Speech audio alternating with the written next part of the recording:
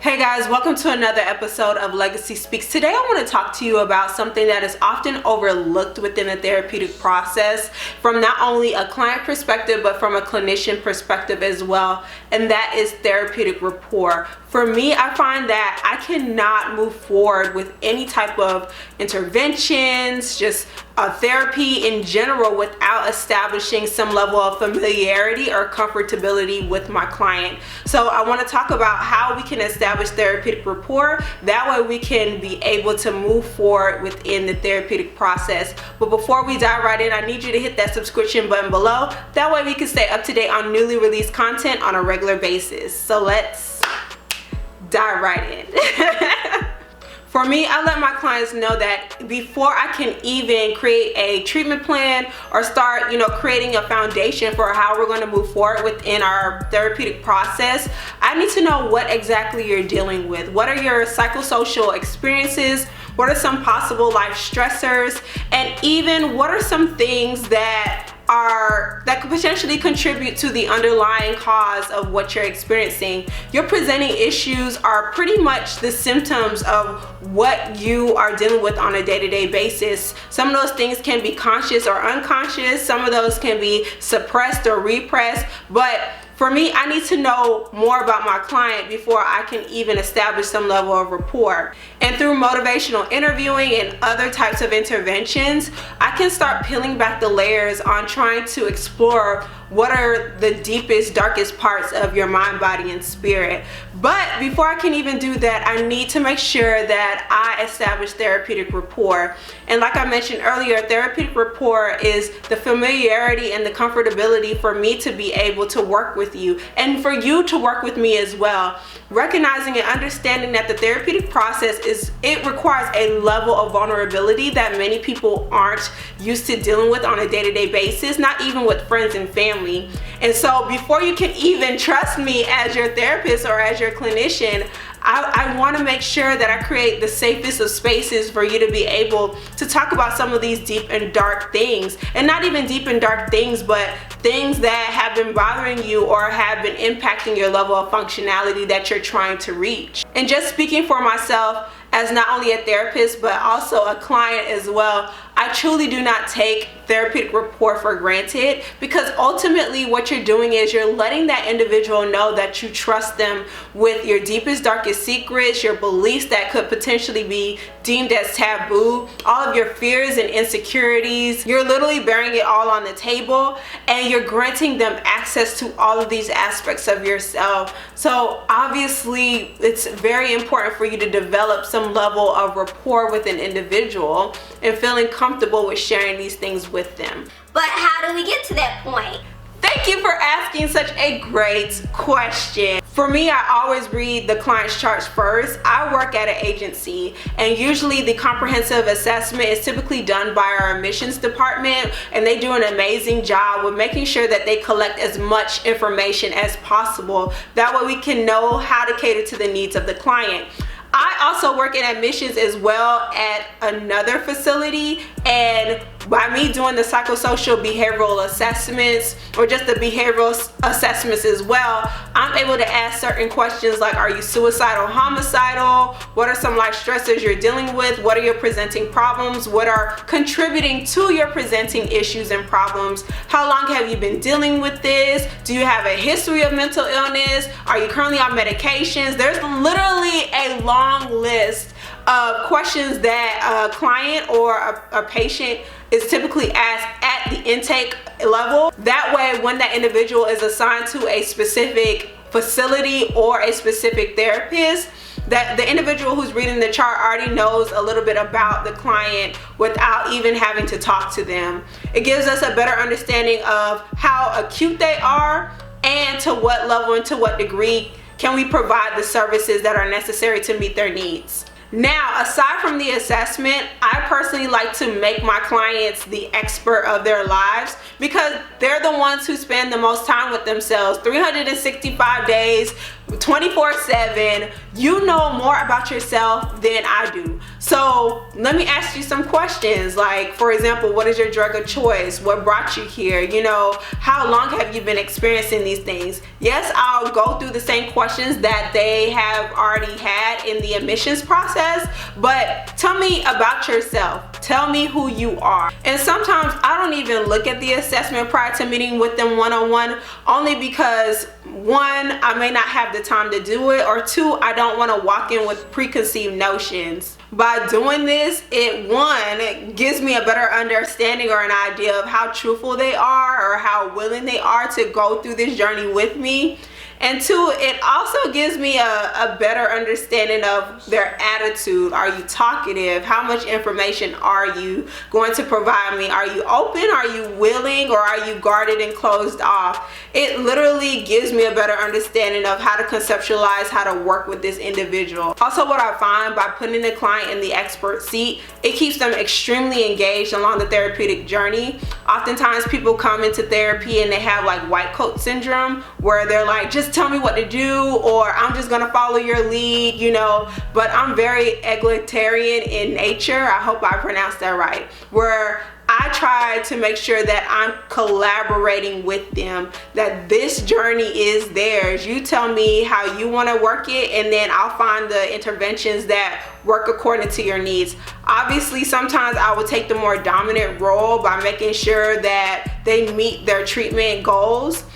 But ultimately, by making sure that I am partnering with the client, it helps empower them, and it helps them to recognize that, hey, I am capable of making sound decisions. I am capable of being able to sort through my own thoughts, feelings, and emotions. Especially with the population that I work with individuals who are either coming off the streets or coming out of jail and prison, and oftentimes they are matriculating through these institutions and constantly being told what to do, how to do it, when to do it. And so by me establishing a therapeutic rapport from a place of, hey, who are you? You're a human being. You have thoughts, feelings, and emotions that are valid. You are in the driver's seat. Take control of your life. They're just kind of like taken aback, like, ooh, Miss Sierra. Really? Like, sometimes they get really shocked. But for me, I'm just like, you're a grown adult, and I'm going to help you become a grown adult, even though you're presenting as the scared little boy or the scared little girl. Right now, we're going to help work on your self-esteem. We're going to help work on your advocacy skills. We're going to help work on your communication skills, and we're going to make sure that you're strengthened enough to be able to work through all of these traumas and all of these, you know, crazy experiences that you've dealt with throughout the course of your life. This helps to reduce resistance, and I'm ultimately not playing emotional tug of war. I cannot work with a client who is resistant, and it goes back to what I said earlier. I'm not going to put in more work than what my client is willing to put into. I'm going to make sure that you know that you're supported every step of the way. I'm going to make sure that you know that you are heard and that you are appreciated. But at the end of the day, if a person is not willing to open up and talk about these things, then I'm just let me know when you're ready to work. Pretty much. And so I'm not one to try to force or try to finagle. I'm just going to make sure that you know that, hey, whenever you're ready to open up, boom, I'm here. And this brings me to my next point. In order for you to build therapeutic rapport, you have to make sure that you become and remain an active listener. And that means paying attention to as many details as possible, not just to collect the details, but also to help draw connections in between what is being said. An active listener not only listens to the content, but also pays attention to the context and the underlying emotions that come with it. Obviously, active listening requires you to be fully engaged, making sure that you're having that great eye connection, making sure that your body posture is open, showing that you are willing, showing that you're not guarded, that you're not judgmental in any way, shape, form, or fashion. You don't want to come off as being this individual who is just very closed off in nature. And speaking from experience, being an active listener is so key. If for the first couple of sessions you're going to be dealing with clients who are literally emotionally vomiting on you, oh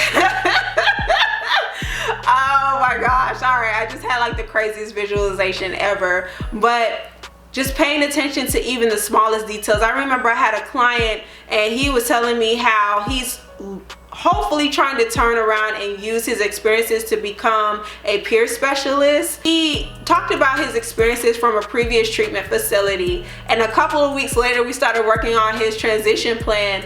And I was just like, oh, did you ever get a chance to talk to so-and-so about becoming a peer specialist? Remember you used to do this at so-and-so facility? And he was just like, Miss Sierra, you remember that? and I'm like, yeah, of course I remember that. That is something that was important to you, right? And so I think in that moment, that little nugget, me reframing it and just reflecting what I had heard previously, it showed how much that I was truly invested in our therapeutic process and our therapeutic journey. All right, guys, really quickly, I know that I've been talking to you from a therapist perspective, but I also want to talk to you from a client perspective.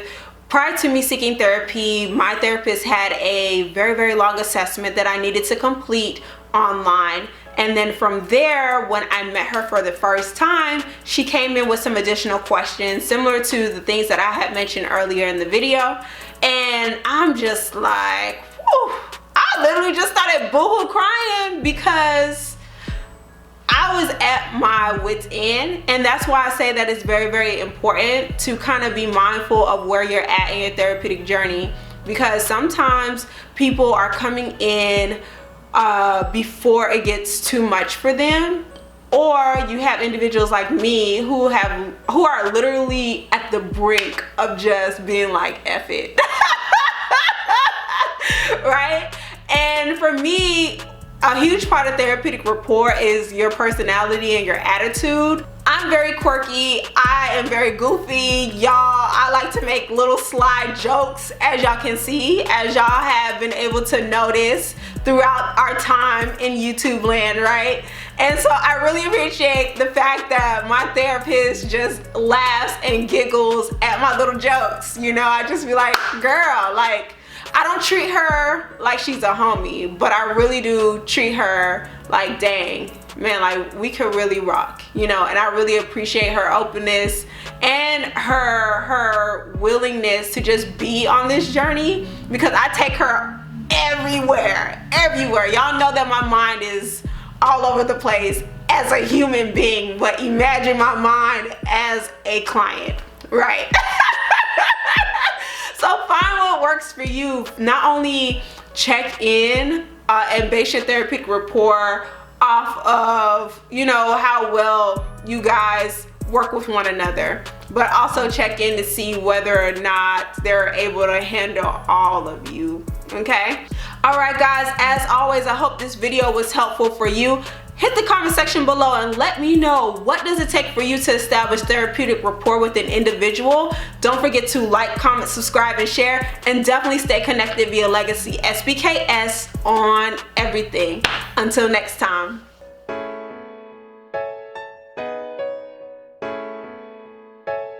Ocean.